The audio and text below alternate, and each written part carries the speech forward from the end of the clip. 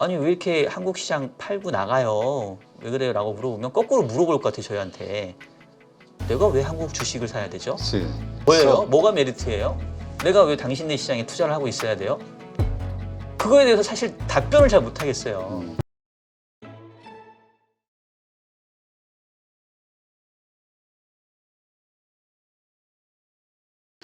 네, 오늘 모신 분은 IBK연금보험 주식운용 박종현 부장입니다. 어서 오세요. 네, 안녕하십니까. 자, 지금 한국 경제 요새 나오는 뉴스들 보면은 자영업자 폐업률이 100만을 돌파했네. 여러 뉴스들이 안 좋은 뉴스들이 나오잖아요. 네. 경제가 어렵다.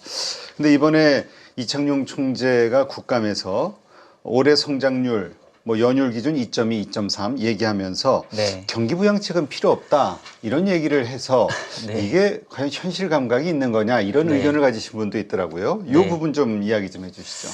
그러니까 사실 이제 저는 기본적으로 이제 이창용 총재에 대해서 조금 그래도 전임 총재에 비해서는 이 통화 정책에 대한 전문성이 상당히 이제 높다라고 저는 이렇게 좀 뭐랄까 제 나름대로는 조금 존경하는 이제 그런 분이셨는데 좀 그 발언은 저는 개인적으로 조금은 좀 실망스럽지 않았나 이제 이런 생각이 좀 들었고요. 그러니까 사실은 이 경제 전체를 보는 중앙은행 총재도 그렇고 경제부총리도 그렇고 사실은 이제 전체 숫자가 중요하죠. 흔히 말하는 이제 GDP 숫자가 이제 중요하긴 한데 이제 실물로 봤었을 때는 특히 우리나라처럼 이제 수출에 대한 의존도가 높은 국가의 경우에는 이 수출의 어떤 그 등락에 따라서 이 GDP 성장률 전체가 이렇게 좀 약간 오해 여지가 있는 숫자에 나오게 되거든요. 그러니까 올해 현재 한국은행이 보는 성장률 전망치가 물론 아마 좀 떨어질 거긴 한데 지난번 기준으로 2.4%예요. 네. 그러면은 우리나라의 잠재 성장률이 한 2% 정도 지금 추산을 하니까 잠재 성장률이 2%인데 올해 성장률이 2.4%야? 그럼 사실은 이거를 나쁘다라고 얘기할 수는 없죠. 네. 이제 그런 측면에서 아마 경기 부양을 아주 공격적으로 해야 될 상황은 아니다. 이제 이렇게 좀 말씀을 하신 것 같은데, 근데 이제 성장의 그 어떤 내용들을 뜯어보면 지금까지는 결국은 높은 수출 증가율이 이 성장을 좀 기여했던 거고, 그 얘기는 반대급부로 내수 측면에서는 지금 대표님 말씀하셨던 것처럼 자영업자들 폐업률도 높아지고 또 중소기업들 이 돈을 벌어서 이자를 낼 수 있는 이런 부분도 보면 이자 보상 배율 이런 거 보면은 상당히 취약해지고 있거든요. 그래서 그런 차원에서 봤었을 때는 조금은 이 내수 경기 입장에서 봤었을 때는 조금은 좀 실망스러운 발언이 아니었나 저는 좀 개인적으로 이렇게 판단을 하고 있습니다. 네. 근데 올해보다도 내년 경제 성장률이 좀 우려스럽다. 네. 이 부분을 이야기했던데, 그러니까 지금 앞으로 좋아질 가능성, 이대로 그냥 놔두면 더 안 좋아진다라는 게 이미 다 예상을 하고 있지만 네. 못하는 데는 또 이유가 있지 않을까요? 그러니까 이제 사실 그러니까 본의 아니게 이제 한국은행 총재를 막 이렇게 막 뭐라 하는 그런 건 아닌데. 아니 욕 먹을 땐 대통령도 욕 먹는 건데 뭐. 네, 제가 평소에 존경했던 분이라서. 근데 이제 더 이해하기 어려운 게 지금 말씀하셨던 것처럼 올해보다 내년이 걱정이다라고 얘기를 하면 그럼 사실은 경기 부양책이라고 하는 거는 부양책이 영향을 주는데 이른바 시차라는 게 있잖아요. 그렇죠. 그럼 사실은 올해는 이미 끝난 거고 내년을 보면서 그 정책을 편다라고 한다면 올해보다 내년을 더 안 좋게 보고 걱정한다라고 하면 사실 경기 부양책이 필요한 때죠. 그걸 필요 없다라고 이렇게 단정 짓는 게 저는 조금은 이제 이해가 안 됐다라는 거고, 지금 한국은행 전망치로 보면은 올해 성장률이 2.4%인데 내년도 성장률은 2.1%밖에 안 돼요. 그러니까 올해보다도 이제 성장률이 이제 떨어지는 부분이 있고, 물론 그 전해 성장률에 대비해서 이제 따지니까 올해 2.4고 내년에 2.1이면 무조건 내년이 안 좋다 이렇게 이야기는 어렵거든요. 이제 작년하고 비교해 보면 또 올해 2.4가 생각보다 그렇게 높지 않을 수도 있고 이제 그런 기저효과까지 감안해서 절대적인 수치로 단순히 성장률이 높으니까 그해 경기가 좋고 성장률이 떨어지니까 경기가 안 좋고 이제 이렇게 판단할 문제는 아니긴 한데 어쨌든 올해보다 내년도에 이제 걱정되는 부분은 결국 그동안 우리 경제를 이끌어왔던 수출이 내년에는 확실히 조금 모멘텀이 약화될 수밖에 없어요. 이미 이제 10월 달 수출 증가율이 오늘 이제 녹화 날짜 기준은 30일이니까 1일이면 내일 모레 발표가 되게 되거든요. 10월 달 수출 증가율이. 근데 지금 지난 20일까지 수출 증가율을 보게 되면 마이너스였어요. 근데 주로 월 말에 수출이 몰리기 때문에 10월 달 통으로 하면 수출 증가율은 플러스를 보이긴 할 텐데 이른바 기저효과 같은 게 있기 때문에 기억을 떠올려 보시면은 작년 10월부터 올해 9월 달까지 수출 증가율이 거의 두 자릿수 전후로 왔다 갔다 했거든요. 그 얘기는 올해 10월 달부터는 지난해에 눈높이가 너무 높은 상태에서 비교를 하기 때문에 보통 수출을 많이 하지 않고서는 수출 증가율은 떨어질 수밖에 없어요. 그래서 만약에 이런 흐름이라고 한다면 제가 봤을 때는 내년도 상반기 정도에는 수출 증가율이 마이너스까지도 보일 수 있다. 네. 그러면 이제 그동안 수출 증가율이 성장률을 높게 견인을 했는데 수출 증가율이 마이너스까지 떨어진다라고 하면 분명히 내년도 성장률에는 훨씬 더 안 좋은 영향을 미칠 거거든요. 그래서 이미 올해 성장률 2.4%도 수출이 이제 둔화되기 시작했기 때문에 하향 조정에 대한 가능성을 지금 얘기하고 있는데 그러면 사실은 내년도 2.1도 제가 봤을 때는 장담하기 어렵다. 잘하면 아니죠. 잘 못하면 2% 이하, 즉 1%의 성장률로 다시 떨어질 위험성이 있다. 이렇게 좀 봐야 될 것 같아요. 네. 하여튼 우리도 어느 순간부터 이 저성장 구조가 이제 정착이 되는 듯한 네. 느낌이 드는데, 근데 그동안의 이창용 총재의 여러 가지 그 이야기를 좀 정리해 보면은 사실 이분의 걱정은 이 인플레이션, 그 다음에 이 부동산 가격 상승 이쪽이 있는 것 같아요. 혹시나 이 경기 부양을 했을 때 이 지금 본인이 어렵다라고 위험하다라고 생각하는 이쪽이 어려워질까봐 하는 그런 가능성은 없나요? 그러니까 뭐 이제 이해는 합니다. 왜냐하면 지금 사실 한국은행이 제가 봤을 때는 그 능력에 넘치는 책임을 갖고 있어요. 그러니까 한국은행뿐이 능력이 없다는 게 아니라 한국은행이 취할 수 있는 정책 수단은 통화 정책 하나밖에 없거든요. 그렇죠. 즉 뭐 금리를 올리든 내리든 뭐 물론 그 이외에 다르게 뭐 정책적인 자금을 지원하든 말든 이런 게 있긴 하지만 가장 한국은행의 주 무기는 금리를 높이냐 낮추냐의 이제 그 금리 정책인데 이 통화 정책에 바라는 게 너무 많아요. 그러니까 성장률도 챙겨야 되지, 물가도 챙겨야 되지, 가계부채도 챙겨야 되지, 부동산 시장도 챙겨야지. 환율도 요새 챙기던데. 환율도 챙겨야지. 우리 경제 대통령이셔. 그러니까요. 이게 그 경제학에 보게 되면 그 추구하는 목표가 두 가지라면 그에 대한 수단도 두 가지가 있어야 된다라는 그런 논리가 있거든요. 네. 근데 지금 우리가 간단하게 뽑아본 것도 5가지나 목표가 되는데 이 5가지를 한 가지의 정책 수단인 금리 정책으로 해결할 수 있다? 이거는 어느 누구를 그 자리에 앉혀놓는다 하더라도 구조적으로 제가 봤을 때는 불가능합니다. 그렇죠. 그래서 이제 그런 면에서는 조금 이제 저도 안타까운 부분이 있는데, 그러니까 결국은 그러면 이 5가지 중에 어떤 게 지금 가장 긴급한 사항이냐, 이제 이거에 따라서 정책의 무게 중심이 이제 옮겨질 수밖에 없을 것 같아요. 그래서 그 뭐 지난 한동안은 이제 물가에 대한 우려를 한참 하면서 물가를 보면은 이거 금리 내리기가 쉽지 않겠네. 이래서 이제 계속 고금리 정책 유지했던 거고. 그래서 물가가 이제 안정되니까 그러면 이제 경기가 상당히 안 좋으니 그러면 이제 바야흐로 경기만 보고 금리 인하를 할 수 있겠네라고 기대를 했지만 이제는 이제 또 가계부채라든가 부동산 시장이 또 주요 변수가 돼버렸으니까 그렇죠. 그걸 보면은 또 금리 인하하기 어렵고. 그러니까 하는 총재의 항변이 7월 달에 금리 인하를 미리 했었어야 되는 거 아니냐라는 실기론에 대해서 강하게 이분이 반발을 하시는 게 그럼 만약에 우리가 7월 달에 금리 인하 했으면 어떻게 될 뻔했냐. 그렇지. 부동산 쪽은. 그 당시에 서울 부동산 막 폭등할 때고 가계부채가 월에 막 6조 7조씩 늘어날 텐데 그럼 막 10조 넘게 일했으면 이건 누가 책임질 거냐. 그리고 이렇게 가계부채가 늘어나는 부분은 분명히 향후에 장기적으로 우리 성장에 상당한 부담이 됩니다. 그렇죠. 예.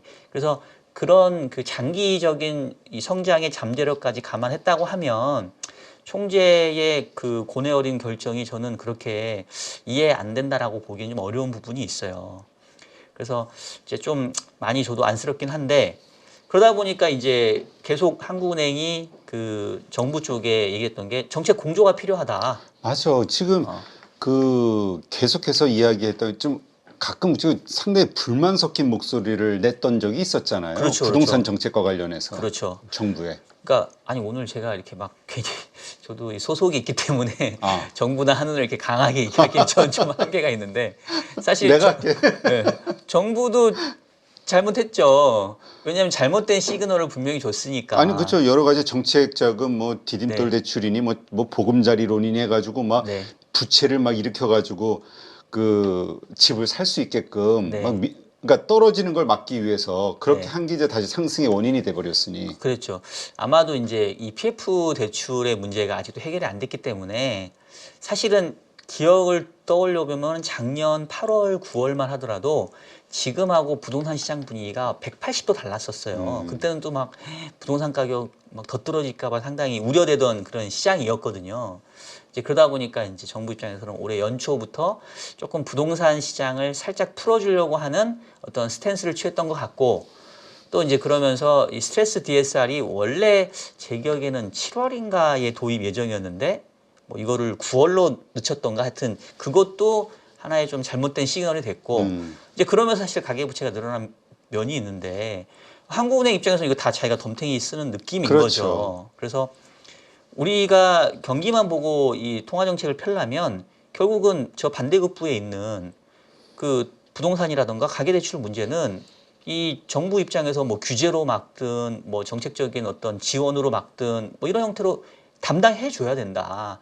그래야 우리가 금리 인하를 해줄 수 있다. 이제 이런 어떤 항변을 많이 하셨던 것 같고, 그게 이제 그 10월 달, 9월 달에는 어느 정도 좀 잡혀가는 모습을 보였기 때문에 비로소 한국은행이 이제 금리 인하를 할 수 있었던 거거든요.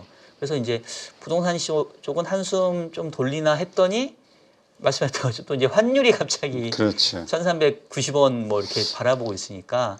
근데 이 환율, 그러니까 쉽지 우리 않죠. 기업 원화 가치가 이제 떨어진다는 거는 결국 외국인들 입장에서 볼 때는 어쨌건 우리 경제가 좀 취약하게 보일 수 있다라는 뭔가 약점이 있다라는 얘기일 수도 있는 거잖아요. 네네. 근데 하여튼 근데 네. 걱정이 되는 게 작년에 IMF에서 그렇게 계속 끊임없이 경고하지 않았나요? 그 한국 정부에서 이 부동산 문제를 인위적으로 어떤 정책을 통해서 할 경우에는 상당한 문제가 생길 수 있다. 네네. 이런 경고를 했었고 하는 총재도 올 초서부터 계속 그런 이야기를 했었는데 뭐 빚내서 집 사는 거 정말 힘들 것이다. 되게 무서운 일이다. 맞아요. 경고를 많이 했었죠. 네네. 근데 어쨌건 정부 정책은 따로 놀아서 네. 이러한 결과를 만들어냈다는 거. 네. 그러니까 이게 이제 뭐 비판은 사실 쉽잖아요. 그치. 예, 대안을 결과적으로. 만들기는 어렵지. 예, 그러니까 우리가 비판하는 건 너무 쉬워요. 그러니까 뭐 비판을 하자면 뭐 한도 끝도 없는데, 그러니까 이제 저는 이제 뭐 비판하는 게 제 업이 아니라 이제 이런 시장 상황에서 어떠한 대응 정책이 나올까, 그래서 어떻게 시장이 반응할까, 이것까지 고민해서 저희는 이제 전략을 짜고 이제 운용을 해야 되는 사람이니까. 그렇죠. 그 이제 가운데서. 예, 그쪽에 너무 함몰되고 싶진 않은데, 근데 이제 뭐 조금 이제 그런 정책의 대응을 어떻게 나올지를 이제 우리가 예상을 하려면 그들이 어떤 생각을 하는지는 또 우리가 좀 마음속으로 따져봐야 되잖아요. 그렇죠. 근데 아마도 이제 정부는 그런 생각을 했던 것 같아요. 이제 우리가 어떤 형태로든지 구조조정이라고 하면 이거를 흔히 말하는 외과 수술에 많이 이제 비유를 하잖아요. 그러니까 예를 들면 뭐 어디가 뭐 그 다쳐가지고 이게 뭐 그 흔히 말해서 이렇게 썩어서 이렇게 막 전이가 된다라고 하면 우리가 이제 너무 이제 좀 무시무시한 상상이지만 예를 들면 팔 도려내면 다쳤다. 되지. 그럼 도려내잖아요. 근데 그 도려낼 때 딱 안 좋은 부위만 도려낼 수 없잖아요. 그렇죠. 그러니까 항상 멀쩡한 부분도 이렇게 많이 도려내잖아요. 그죠? 뭐든지. 왜냐하면 이제 전이의 위험성이 있으니까. 그러면 결국은 이제 애매한 구간에 있는 친구들은 이제 억울할 수 있는 거예요. 네. 나는 멀쩡한데 왜 나까지 도려내? 나는 쟤네들하고 다른데, 이런 생각을 할 수도 있는 부분. 그다음에 또 한 가지는 이렇게 큰 외과 수술을 받으려면 결국은 그 수술을 받는 환자의 체력이 좀 돼야 되거든요. 아니 이 사람이 막 밥도 못 먹고 죽도 못 먹고 막 거의 그냥 기초 체력도 안 되는데 거기다 대고 외과 수술까지 진행한다? 이러면 이제 오히려 사람 잡는 일이 될 수 있으니까. 그래서 아마도 정부는 조금 부동산 시장을 그래도 어느 정도는 조금은, 그러니까 막 화랑까지는 아니더라도 아주 냉각된 상태에서 이 수술을 하기에는 그러니 조금 살려놓고 그 다음에 조정을 하자, 이렇게 생각을 했던 것 같아요. 네. 근데 이제 문제는 이 시장이라는 게 되게 약간 극단적인 성향을 갖고 있거든요. 자, 그게 이제 바닥이다. 예. 그러니까 이게 완만큼 이제 불을 떼야 되는데 이게 불 조절이 잘 안 되는 거죠. 그렇죠. 이게 아주 싸늘하거나 아주 뜨겁거나 이제 이렇게 되는 부분이 있으니까 그냥 살짝만 데피려고 했는데 이게 이제 그렇게 안 되니 막 갑자기 확 타오르는, 물론 이제 특정 지역 위주로만 이제, 그래서 올 한해 이제 그런 부분들이 정부 쪽에서도 조금 미스가 있었던 것 같고, 이제 그런 부담들까지 다 떠안은 상태에서 금리 정책 하나 가지고 이 모든 것들과 다 싸워야 되는 한 입장에서는 좌고우면할 수밖에 없는 거고, 그렇죠. 그러다 보니까 결국은 뭐 하나도 속 시원히 잡지 못하는 그런 결과가 벌어지는 것 같고, 결국은 25p 금리 인하를 했지만 뭐 사실은 이게 금리 인하를 한 건지 안 한 건지 그렇지, 영향이 별로 아무런 없었죠. 영향이 없는 거죠. 왜냐하면 당연히 그러지 않겠어요? 25p 금리 인하라는 효과를 한쪽 섹터에만 오로지 넣어도 이게 영향이 있을까 말까인데, 다른 것들까지 다 이렇게 살피다 보면 효과가 분산되지 않겠어요? 그렇다면 지금 그러니까 이것이 어떻게 보면 우리가 경제와 관련한 어떤 일관된, 그리고 좀 뭐라 그럴까, 그 실력 있는 어떤 그 리더십이랄까, 아니면 네. 그 통일성이 없다라는 이야기일 수도 있잖아요. 네네. 그런 상태에서 지금 우리는 많은 문제들이 지금 터지고 있고, 그러다 보니까 경기 침체에 대한 또 이야기들이 나오고 있잖아요. 네. 이 부분은 어떻게 봐야 됩니까? 그러니까 사실 이게 참 조금 안타까운 게, 그 전까지만 하더라도 이제 한국 경제는 그래도 미국 경제에 대한 어떤 영향력을 크게 받았고, 어쨌든 미국이 좋을 때는 한국이 함께 좋아지는 부분이 있었고 오히려 더 좋아지는 부분이 있었어요. 근데 지금은 뭐 경기 침체를 우리가 얘기하지만 미국 경제에 대입해 보면 이게 경기 침체를 미국 경제에 대입해서 얘기할 수 있는 지금 분위기는 전혀 아니잖아요. 오히려 뭐 노랜딩 얘기를 다시 그렇죠. 꺼낼 정도니까. 그러면 이게 어디부터 잘못됐냐? 미국 경제 저렇게 좋은데 한국은 경기 침체를 얘기하고 있는, 이게 어디부터 이제 꼬인 거냐라고 하면, 일단은 대외적으로 봤었을 때는 흔히 말하는 이 미국의 미국 우선주의, 흔히 말하는 뭐 리쇼어링 정책, 미국에서 물건을 팔려면 니네 미국에 공장을 짓고 미국 사람을 뽑아서 여기서 만들어서 팔아. 이게 정책의 핵심이잖아요. 그러니까 옛날에 미국 경제가 좋았었을 때는 대부분의 그런 그 미국 경제에 좋아지는 부분이 미국이 다른 국가로부터 수입하는 형태로 해서 이제 어떤 그 부가 이렇게 분산되는, 이렇게 나눠 먹는 식이 됐는데, 지금은 우리가 미국 예외주의라는 얘기를 하는 이유는 그냥 미국만 잘 사는 세상이 돼버렸거든요. 그게 이제 트럼프 시대 때부터 이제 뭐 우리가 왜 세계 경제에 그 뭐 역할을 해야 되냐, 왜 그렇죠. 파수꾼 역할을 해야 되냐, 뭐 우리가 왜 남들 도와줘야 되냐, 뭐 우리가 왜 무역 적자를 계속 가져가야 되냐, 이제 이런 정책으로 가다 보니까 일단은 미국의 우선주의 정책이 우리에게 가장 큰 타격을 줬던 부분이 이제 하나 생긴 것 같고, 그건 이제 대외적인 변화고. 근데 이거는 공통이거든요. 네. 우리나라만 해당되는 게 아니잖아요. 그렇죠. 그러면 뭐 대만도 망가졌어야 되고, 뭐 일본도 망가졌어야 되고, 다른 나라 다 망가졌어야 되는데, 유독 우리가 경기 여건이 취약한 이유는 이제 내부적으로 봤었을 때 마땅한 경기 부양책이 별로 없다. 최근에 중국 경제를 보면 뭐 이 영향력이 얼마나 있을지 모르겠지만 경기 부양책이 매우 세게 나오잖아요. 네. 그러니까 막 주가가 막 며칠 동안 뭐 몇십 프로 오르고 막 이러잖아요. 그러니까 그럴 정도로 어떤 아주 공격적인 경기 부양책이 나와야 되는데, 우리는 경기 부양책이라고 한다면은 재정 정책하고 통화 정책인데, 재정 정책의 경우에는 국가 부채에 지금 뭐 발목이 잡혀가지고 제대로 정책을 못 펴고 있고, 통화 정책은 아까 얘기했던 것처럼 이제 가계 부채라든가 이 반대급부의 영향력이 계속해서 이제 발목을 잡고 있다 보니까 마땅한 정책이 안 나오잖아요. 그리고 그런 상태에서 뭐 주식시장만 놓고 보면은 뭐 금투세의 불확실성을 또 빼놓을 수 없겠죠. 그러니까 이제 이런 부분들이 다 어우러지다 보니까 대외적으로도 환경 안 좋아, 국내적으로도 뭐 경기 부양 마땅한 게 없어. 그럼 사실은 외국인들이 지금 33일째인가 4일째인가 삼성전자 팔고 이제 최근 이틀 동안 한 100억씩이나 샀는데, 34일 만에 매수 전화. 네. 근데 뭐 100억 샀으니까 뭐 이걸 샀다고 해야 될지 모르겠는데, 삼성전자 팔고 뭐 지난 10주 동안인가 뭐 9주 동안인가 계속 순매도이고, 이런 거를 보면 거꾸로 그네들이 봤었을 때는 아니 왜 이렇게 한국 시장 팔고 나가요? 왜 그래요? 라고 물어보면 거꾸로 물어볼 것 같아요, 저희한테. 내가 왜 한국 주식을 사야 되죠? 그치. 도대체 메리트가 뭐가 뭐예요? 있어? 뭐가 메리트예요? 내가 왜 당신네 시장에 투자를 하고 있어야 돼요? 그거에 대해서 사실 답변을 잘 못하겠어요. 그렇지. 분명히 그 우리 입장에서는 맨날 네. 뭐 싸다 하기는 하는데 네네. 그게 정말 싼 것일까? 미래 가치에 대한 것을 기준으로 봤을 때 그러니까 미국 이게- 외국인들 입장에서는 그럴 수 있죠. 그러니까 뭐 이렇게까지 비하하고 싶지는 않은데 뭐 싼 게 비지떡인 거 아니냐? 그럴 만한 이유가 있는 거 아니냐? 그리고 이게 뭐 앞으로 뭐 좋아질 만한 게 안 보인다라고 하면 사실은 이제 뭐 싸다는 거는 매우 그 중요한 어떤 요인이긴 한데 그냥 단순히 싸다는 것만으로 물건을 팔 수는 없죠. 그렇죠. 자, 그렇다면 어쨌건 뭐 요즘은 디커플링, 안 나쁜 것만 커플링되는 미국 증시 혹은 미국 경제 이쪽을 좀 보면은 지금 어떻습니까? 미국 고용 보고서 이런 것들을 보면서 계속 뭐 노랜딩이라는 얘기가 나오기는 하는데 변수는 없을까요?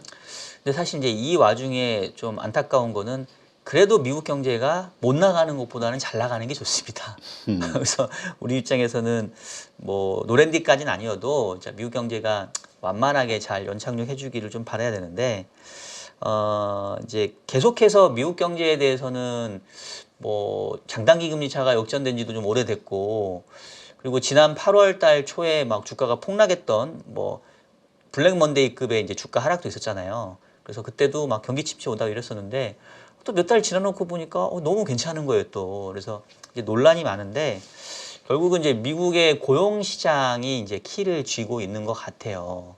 근데 최근에 미국 고용 시장을 보게 되면 뭐라고 해야 되나 조금 혼재돼 있는 듯한 느낌? 어떤 면에서는 고용 시장이 너무 이제 강건한 모습이긴 한데 또 어떤 면에서는 또 불안불안하고 확실히 뭔가 좀 부족한 모습도 좀 보이긴 하거든요. 그래서 제가 봤을 때는 어쨌든 장기적으로 봤을 때는 미국 경제도 이제 둔화세로 가는 과정에서 나타나는 일종의 이제 과도기적인 모습인 것 같은데 이제 속도적인 측면에서는 분명히 우려하고 걱정했던 것보다는 조금 완만하기는 해요. 네. 특히 고용시장 같은 경우는 8월 달에 주가 폭락할 때 그 시발점이 됐던 게 8월 초에 나왔던 7월 고용 지표가 매우 안 좋았기 때문에 그랬거든요. 근데 이제 지나놓고 보니까 또 쓱 좋아졌단 말이에요. 그렇죠. 그래서 지금 요번 주 금요일, 그러니까 11월 1일 날 미국의 고용 지표가 발표되기 때문에 또 이제 그때 좀 많은 사람들이 이제 예상이 있을 건데, 근데 저는 이제 개인적으로 정말로 우리가 좀 판단을 하려면 약간 이벤트적인 요소들이 좀 이렇게 지나가야 되지 않냐. 이제 이벤트적인 요소라 하면 저는 결국 대선이 좀 지나봐야 정말로 이 미국의 고용 시장에 좀 판단을 할 수 있을 것 같아요. 왜냐하면 이제 우리나라도 그렇고 뭐 어느 나라건 선거 시즌이면 우리나라도 뭐 국회의원 선거한다던가 이러면 일시적으로 일자리가 많이 늘어나거든요. 그렇죠. 왜냐하면 뭐 선거 활동도 해야 되고 이거에 파생되는 일시적인 어떤 그 일자리 수요가 있지 않겠어요? 하물며 미국은 지금 대선도 있지만 이번에 상하원도 같이 일부를 뽑잖아요.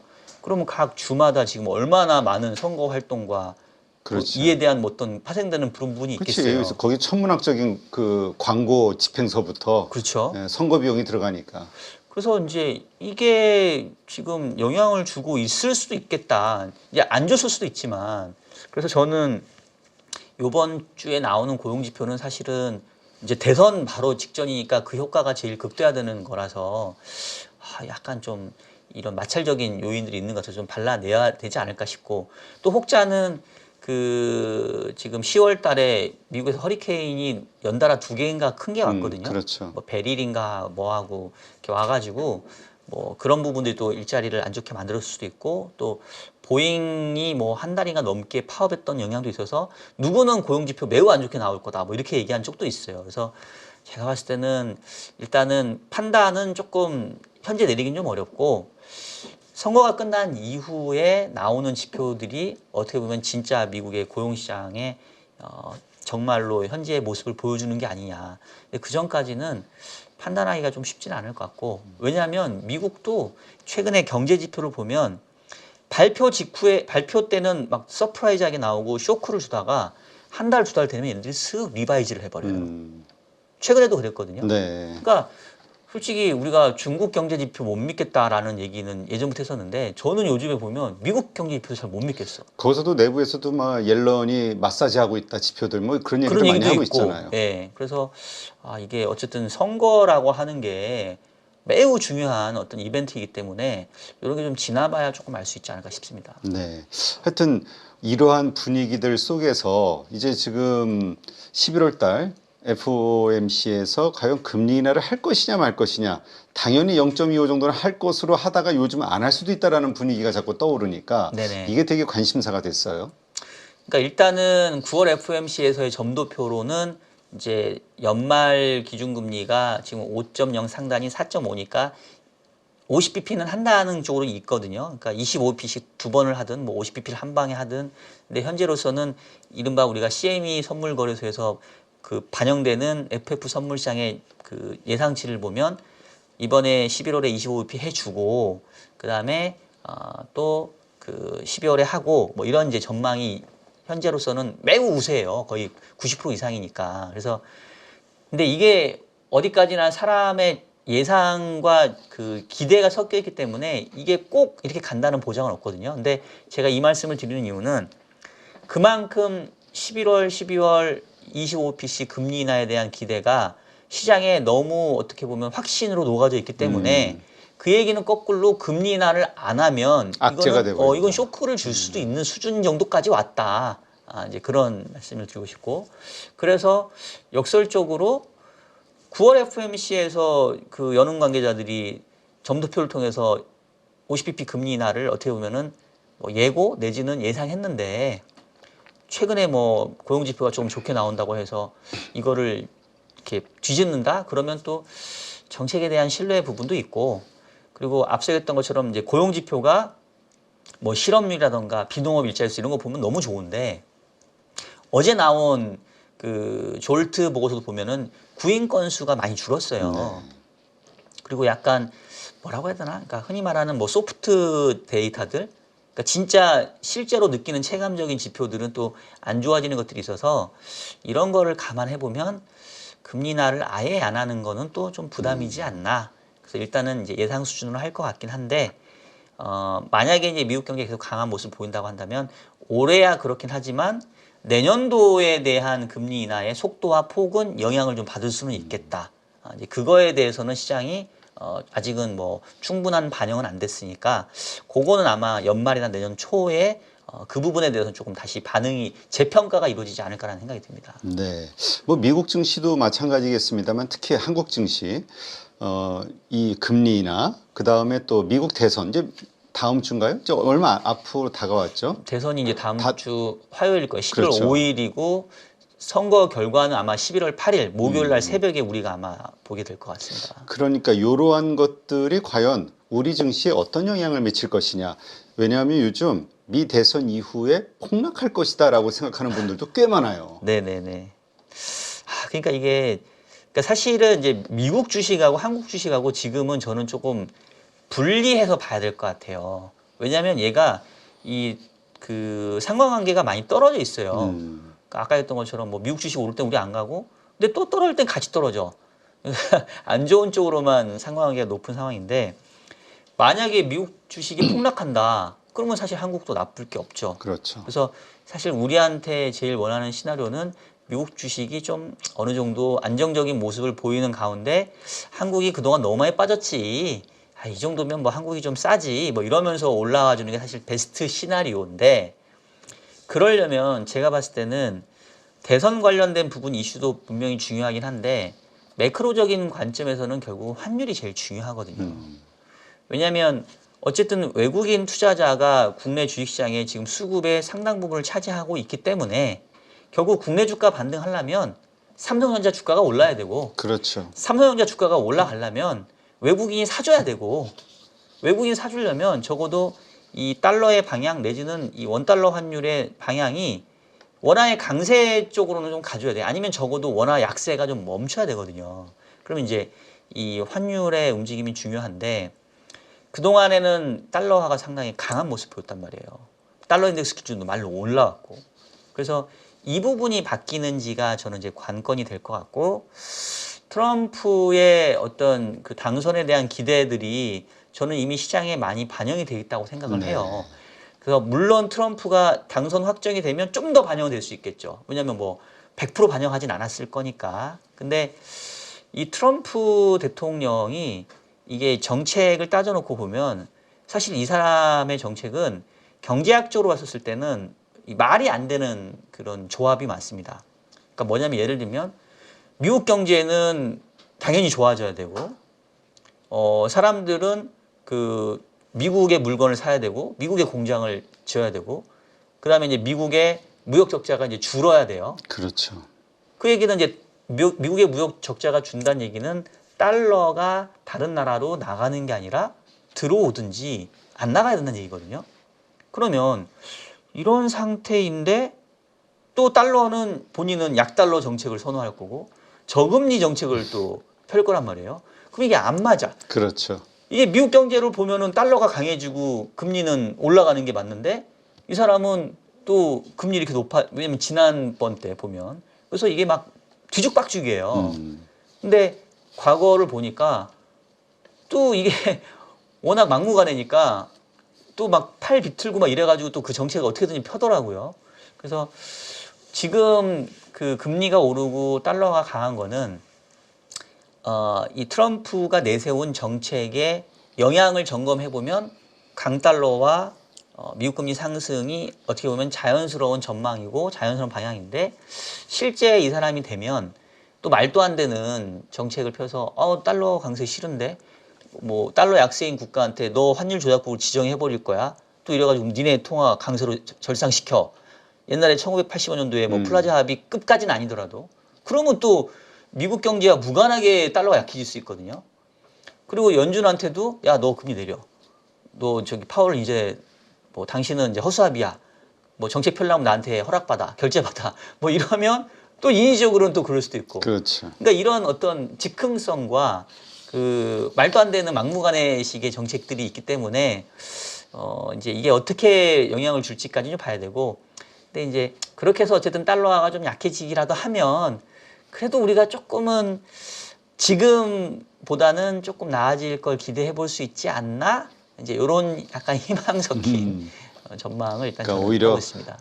다들 오히려 많은 분들이 좀 그 큰 어떤 급락이라든가 변동성이 있을 것이다라고 생각하는 것보다는 네. 오히려 좀 그때 좀 나아질 수도 있지 않겠냐라고 그러니까 좀 긍정적으로 보는 게 더 낫다. 네, 매크로적인 관점에서는 이제 환율만 보면 그런데, 근데 이제 급락을 걱정하는 쪽에서는 아마 이제 그것도 있을 것 같아요. 이제 트럼프의 정책이 워낙 이른바 그 자국 우선주의 정책이기 그렇죠. 때문에 뭐 최근에 이제 반도체 관련된 법도 그렇고 뭐 IRA도 뭐 폐지를 하고 뭐 이런 얘기를 하게 되면 우리나라의 산업의 지금 양대 축이 반도체와 2차 전지, 뭐 자동차도 사실은 그렇게 크게 영향을 주고 있지는 않긴 한데 이제 세 개라고 보면 근데 이 세 개가 트럼프가 되면 다 문제가 돼요. 그렇죠. 네.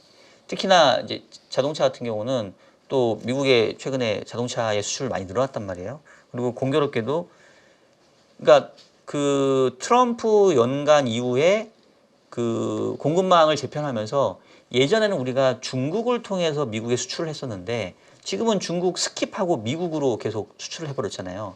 그러다 보니까 대미 무역 흑자가 많이 늘어났어요. 네. 근데 이제 이런 정황은 트럼프는 따지지 않을 거고 딱 그치. 숫자 보니까 한국 야 니네 우리나라한테 엄청나게 흑자더라. 그러면 니네도 값을 치러야지.